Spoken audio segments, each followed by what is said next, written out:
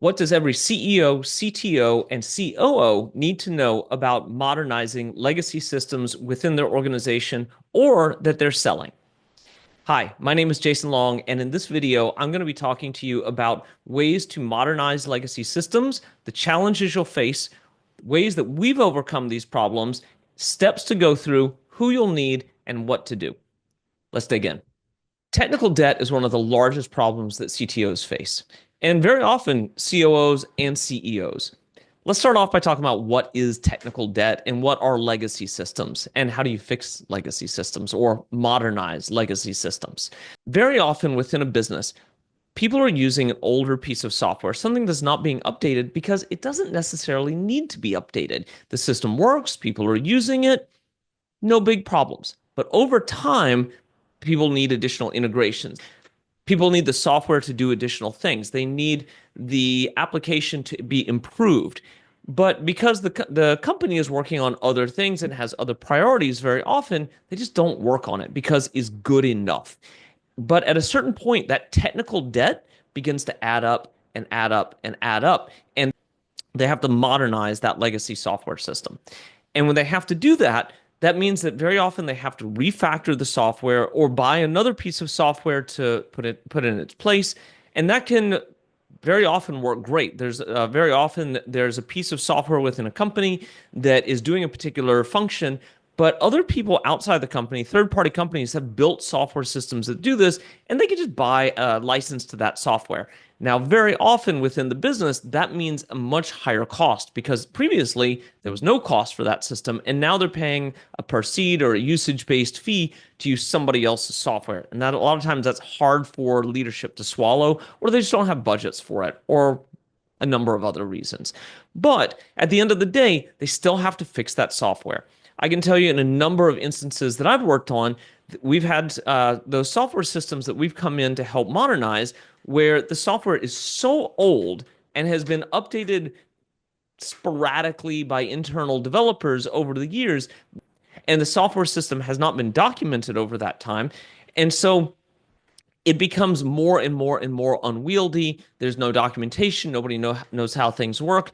And when we get to the system, it's because people have called us in because the system is failing. The database is so full or at its limit, and it's starting to lose data, and now it's causing massive problems.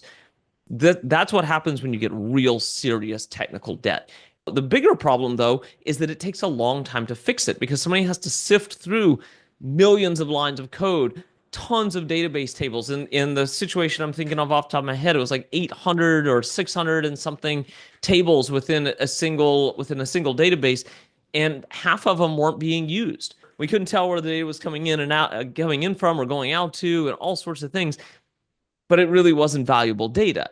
And so those kinds of problems take a long time to fix, and that becomes a massive issue. And so those CTOs, very often they see these problems coming. They see it, they're like, oh man, like this thing is gonna be an issue upcoming, but the C-suite has given me priorities on XYZ things. I don't have budget for this particular thing.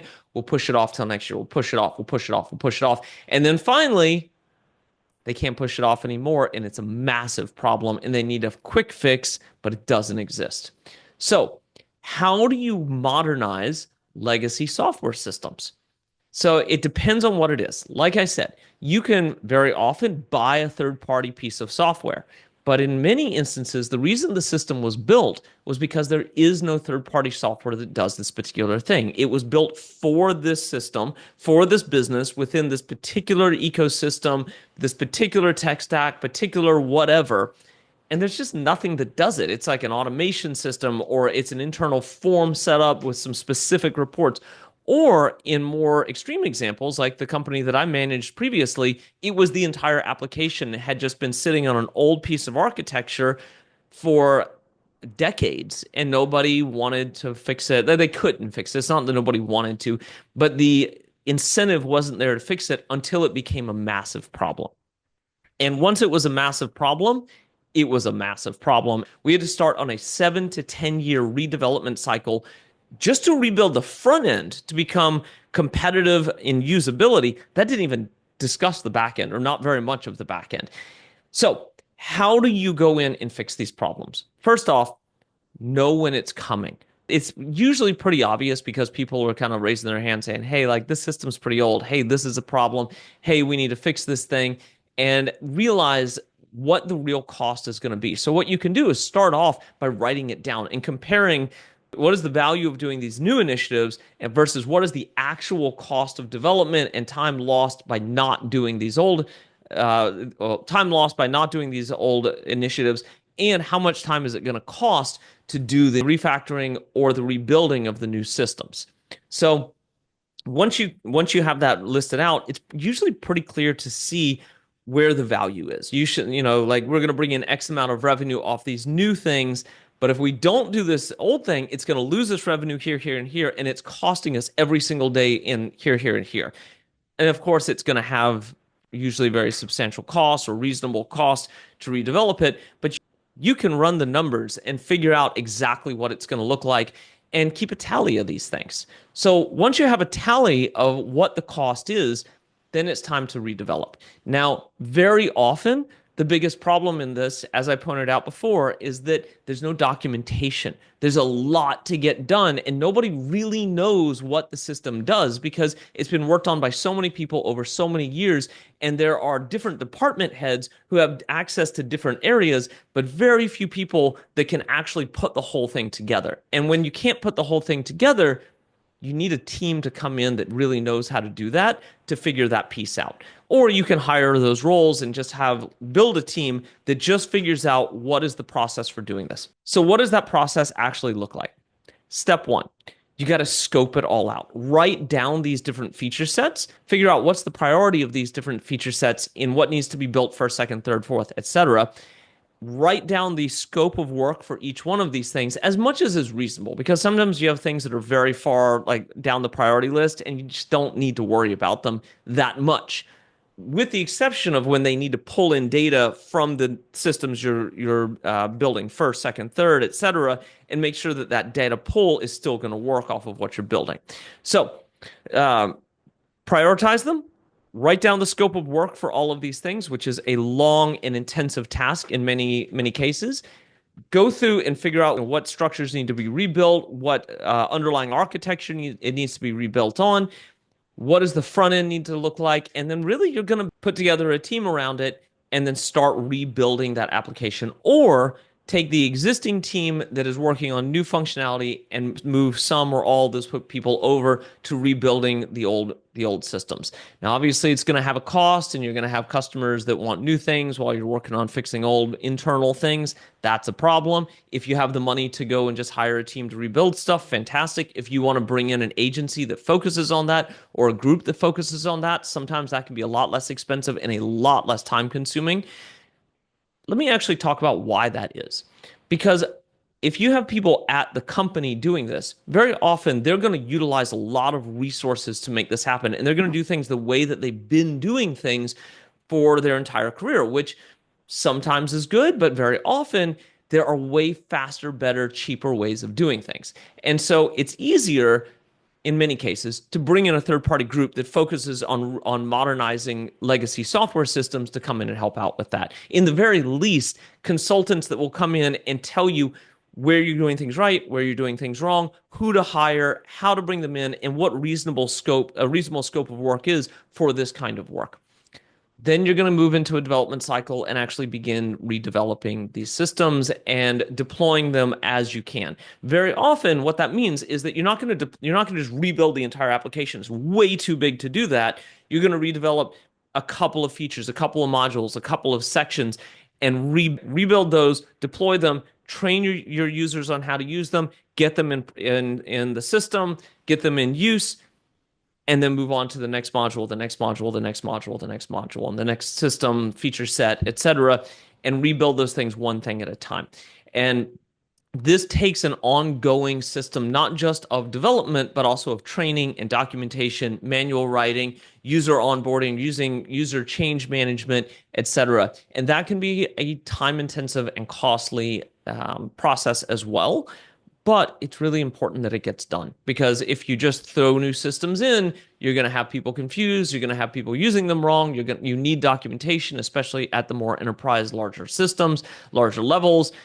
And all of that has to get done to deploy new software. So that is an overview of what goes into modernizing legacy software. If we want to delve into the different use cases as far as internal software, software that is being deployed to customers, et cetera, we can also talk about that. Legacy software comes in a few different flavors. When it comes to the users, you have internal systems and you have external systems. External systems meaning systems that you're selling or are being used by your customers. Internal systems are the ones that are being used by your team or people that are associated with your team. And they're being used for internal purposes. A great example of this is perhaps in for loan officers, they have a loan officer management system, or for real estate agents, they have a real estate management system, or for dentists, they have a dental healthcare health record systems. For other kinds of healthcare companies, they have internal EHR or EMR systems, electronic medical records, electronic health record systems. These are all systems that are being used by the company. Sometimes they've been built in-house. Sometimes they've been built by providers of that kind of software. So if it's a system that's being built in-house, very often those are the ones that are the most neglected. And we see that constantly working at JHMG, that we're coming in to help replace those kinds of systems or update internal teams' work and architecture on those systems. When it comes to the public-facing pieces and the customer-facing pieces, very often those are the ones that are being worked on regularly. However, old modules, old systems that maybe are used by a smaller customer account very often get neglected as well. And so teams need to be reestablished to work on those tools, or other groups need to be brought in to help modernize those systems. It's important to bring in people that know what they're doing when it comes to modernizing legacy systems, because if you have existing developers and product owners and managers within the company that are almost always used to working in a particular way, they have a particular set of things that they do every single day, and they're not used to actually going in and fixing old things, or they don't necessarily have the processes in place to do it. So it's often very, very cost effective to bring in somebody that knows what they're doing and has done this many times, multiple times, even if it's just a single consultant that comes in to take a look at how you are doing it and make sure that your planning and process management is effective for what you're trying to do before you go off and do it and then make some massive mistakes and have to start over or fix things or change things up halfway through. Or potentially the person that's in charge of it gets fired because it's such a mess, which I've seen many times as well. So please consider that. It can save you a lot of time and a lot of money to have an expert do it, just like anything else. Another really important thing about system modernization is that you still have to have the experts that either built the system or know the system involved in the modernization of that system. I've seen this happen multiple times as well, and I've actually been a part of it earlier in my career, where the people at the very top levels of the business came in and said, we're going to modernize this application that we have. And they directed everything that went on in that modernization. And they didn't ask the people on the ground how the system should work, what should be going on, et cetera, et cetera, et cetera. And that system got redeveloped, and it was somewhat useless because the people on the ground hadn't had hardly any input into what it did. And it got to their day-to-day jobs. And they're like, yeah, I can't do my day-to-day job without XYZ additional features and these other pieces, which the people at the top never took into consideration. And so it's really, really critically important that the people that know the system and the people that use the system get to have input into the new system being built. Otherwise, you end up having to redevelop the system yet again and waste a lot of money and a lot of time and have a lot of really upset people. Let's talk about some examples of legacy system modernization. I've got a few really good ones. The first one is going to be a trucking company that I worked with. They had built a very patchwork system of different kinds of softwares, integrations, et cetera, to run their business. And they had let it go for way too long. They were not a particularly tech-savvy company. But in this particular case, they were actually able to use Microsoft Dynamics and rebuild their entire process management, everything within that tool. Now, there were a number of custom tools that they had built over the years that had been really valuable and really helpful in what they were doing that Dynamics just wouldn't cover. And some of their team members were pretty upset about the loss of functionality and the additional steps they had to take to get all of that stuff done the way that they used to do it. And that was a problem. But overall, I felt like it was a pretty good solution for them. It took them about 6 or 7 months to get a Dynamics team to come in and just rebuild their entire process from top to bottom within that system. And it worked moderately well. I still think that there's room within that entire ecosystem for some additional custom software development in things that Dynamics is never going to do, is never going to display in the particular way that would be very helpful for that business. But it works, and it worked at their budget, and that was really the important piece. And it's something that they can continue to upgrade and change and keep up to date over time at a much lower cost than developing custom software. And this was a business that was doing somewhere in the range of $20 to $30 million per year, and it was a good solution for them. Next, let's talk about a factory system that I worked on. This is a package printing factory that we worked on that was doing quite a lot of money. It was a mid-sized factory. And the system they had in place was built initially in Visual Basic sometime in the late 80s, early 90s, and the system was falling apart. This is the system that I had referenced earlier that I said that the database was full. It had been worked on by many, many developers over the course of many, many years, and they were losing data and they couldn't figure out where. Unfortunately, this is not a system that exists anywhere on the market that they could just purchase and implement that anybody else had produced. Everything in the system, or not everything, many things in the system were custom specific to this factory. And so if they wanted to have what they had before, which they really did need in this particular case, they were going to have to build it from scratch. And they could implement a system like SAP that would probably get them 80% there, but the cost was going to be enormous. In this particular case, I think that the cost to start was going to be about $5 million just in consultants to come in to rebuild what they currently had in place. And it was going to take them more than a year and a half to do it, which was not going to be feasible for them. Instead, what we ended up doing was proposing a much less expensive system, under $1 million, that was where we were going to come in and look at each system one at a time and rebuild the existing systems using a combination of new database systems and their existing database. So in this particular case, their billing system and their recipe management system had to remain in place. Whereas, for example, their production management or their QA systems, those could be reproduced and split a database between a new database and some aspects of the existing database. That took pressure off of the existing database system, enabled it to stop losing data. And we were able to build items one thing at a time and release those as was needed. So we could build the most important critical pieces of the infrastructure, start it over, put something in place that really worked, was much more modern, was able to handle the scale that the factory was at now, and then slowly over the course of a couple of years replace each one of these systems and still have time to test it slowly to make sure that everything was going to work and iterate on that software to make sure that it had all the old features and the new features as well that they wanted to have added to the system, and build it on a platform and an architecture with a strong community support so that we could add additional developers, add additional team members as needed, and scale up and scale down the team as was needed for their budgets over the course of years. And that became a quite successful project for that business and ended up saving them a lot of money and making them a lot of money over time. The third example here is the business that I was at previously, which was Experience Care.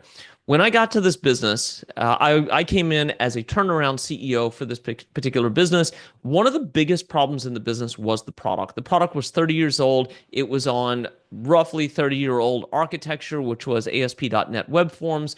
And end of life for that system probably wasn't going to be for another 5 to 10 years, but it was a massive application that had had hundreds of developers working on it over the course of decades. And the application was absolutely massive. It was a hospital level system, managed every aspect of somebody's health record throughout their entire journey through a long-term care facility. and across multiple facilities as well. There was a lot to be said about this. Additionally, it handled the ERP aspects of that long-term care facility. One of the reasons that the company was losing 20 to 30% of customers per year, churning 20 to 30% of customers per year, is because the product was completely developer-driven design over the course of 30 years. And over that much time, the system was extremely difficult to use. I think that when I first got there, it took 40 hours of training for a new nurse to learn how to use the application in an industry with a 90% turnover rate for staff within these facilities. So you would train somebody for 40 hours for an entire week, and then 6 months later, they're gone. And that was a huge cost to the facilities, and one of the reasons people were leaving. Because now software exists that's tremendously easier to use. Other companies had updated their user experiences and enabled much easier usage. Whereas when this thing was built 30 years ago, UX wasn't really a thing. Now it is, and they hadn't innovated, they hadn't kept up to date, and customers were bailing in part because of this item, in a large part, in my opinion, due to this item. So we embarked on a 7 to 10 year redevelopment cycle of the application, in a large part just redesigning the application. Obviously, certain aspects of the architecture of the system had to be redeveloped, but the real key issue here was the front end. And so within 1 year, we took the churn rate for that company from 20 to 30% to year to 1 to 3%, depending upon how you're calculating churn. That was a massive savings for this business, and what enabled the business to continue doing business and eventually be sold. The redevelopment of this legacy system was extensive. It started off by rethinking the entire look and feel of the system, putting together a new design system, bringing in front-end developers and a UX team to actually redesign the system, and implementing design thinking and a UX process within the entire business. So new UX designers, new front-end developers, and then moving things on over to those existing back-end developers. This was a pretty thorough rethink of how the entire application development process was being handled. Not only did we do a lot more on the UX and front-end side, but now we had designs that we could show people to show customers, like, this is what things are going to look like. What do you think about this? How do you like this? Should we change this here? And this was a mindset change for people within the business. We not only were able to redevelop the system faster, save time, save money, have much happier customers with a much better user experience, but also cut down the churn and be able to sell a lot better. And that was a lot of what went into this redevelopment process within this business. On top of that, developers were being pushed to learn new systems, new languages, more AI, and a lot of additional things to produce software better and faster. And it ended up enabling us to sell this business for a very nice multiple for a business that they had been trying to get off the books for a long time, and hadn't been able to do it until we were able to fix the product.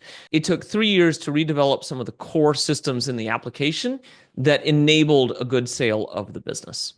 Okay, so that's where we are on legacy software modernization. Some examples, some systems, some aspects of what goes into legacy software modernization. I hope this is helpful. If you have any questions, please reach out to me. Thanks so much. Have a great day.